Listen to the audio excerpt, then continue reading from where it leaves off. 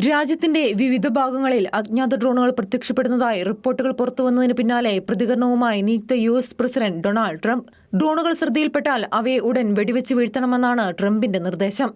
അജ്ഞാത ഡ്രോണുകൾ ആദ്യം ന്യൂജേഴ്സിയിലാണ് കാണപ്പെട്ടത്. പിന്നീട് രാജ്യത്തിന്റെ പല ഭാഗങ്ങളിലും സമാന സംഭവങ്ങൾ റിപ്പോർട്ട് ചെയ്യപ്പെടുകയായിരുന്നു. ഡ്രോണുകൾ കണ്ടെത്തിയ സംഭവത്തിൽ സുരക്ഷാ ഭീഷണിയല്ലെന്നും വിദേശ ഇടപെടൽ ഉള്ളതായി തെളിവുകൾ ലഭിച്ചിട്ടില്ലെന്നും വൈറ്റ് ഹൌസ് അറിയിച്ചു. എന്നാൽ വിഷയത്തിൽ അന്വേഷണവും പുരോഗമിക്കുന്നുണ്ട്. സർക്കാരിന്റെ അറിവില്ലാതെ ഇത്തരം കാര്യങ്ങൾ നടക്കില്ലെന്നും രാജ്യത്ത് പലയിടങ്ങളിലും പ്രത്യക്ഷപ്പെടുന്ന ഡ്രോണുകൾ ദുരൂഹത വർദ്ധിപ്പിക്കുന്നുണ്ടെന്നും ട്രംപ് സമൂഹമാധ്യമത്തിൽ കുറിച്ചു. ഇനിയും അത്തരം ഡ്രോണുകൾ ശ്രദ്ധയിൽപ്പെടുകയാണെങ്കിൽ അവയുടൻ വെടിവെച്ച് വീഴ്ത്തണമെന്നും ട്രംപ് പറഞ്ഞു.